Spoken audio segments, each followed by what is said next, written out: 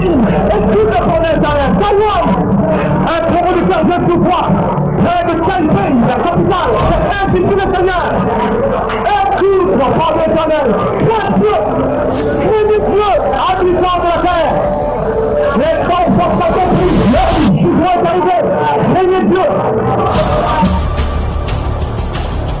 Ce violent séisme dont je vous ai déjà parlé en ouverture de ce journal, c'est le plus puissant depuis 25 ans sur l'île de Taïwan.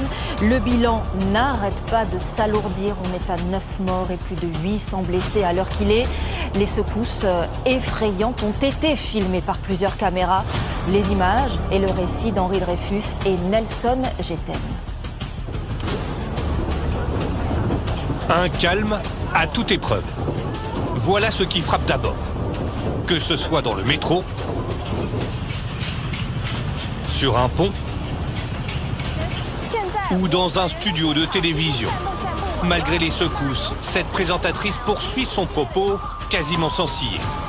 Et pourtant tous viennent de subir le plus fort séisme depuis un quart de siècle. À l'opposé de ce flegme déconcertant des Taïwanais, les résidents français que nous avons pu joindre n'en mènent pas large. Aucune idée si je devais courir dans les escaliers ou autre. J'ai vu que tout le monde restait là et je me suis mis juste sous une table. J'étais d'ailleurs le seul sous une table. On voyait carrément notre immeuble bouger de l'intérieur. On entendait des meubles tomber dans le salon. Il y a des meubles qui sont tombés dans le salon. Tout ce qui est dans la cuisine, les tasses, la vaisselle, ça fait un bruit incroyable. L'épicentre de ce séisme sous-marin s'est produit peu avant 8 heures, dans la région de Hualien, située à l'est de l'île.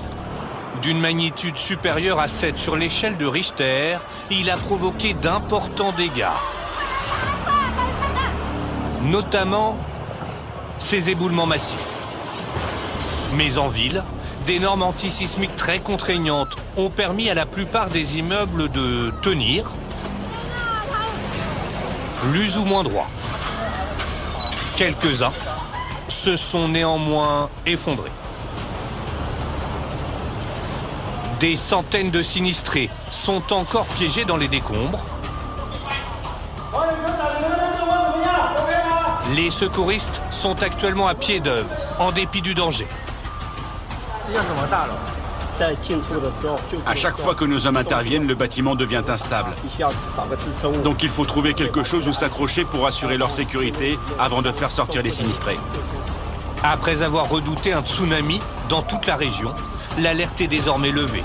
Mais les autorités craignent que le bilan humain du séisme ne s'aggrave dans les prochaines heures. Équipe de province arrière, Taïwan, un producteur de sous-poids, de Taipei, la capitale, c'est Institut national.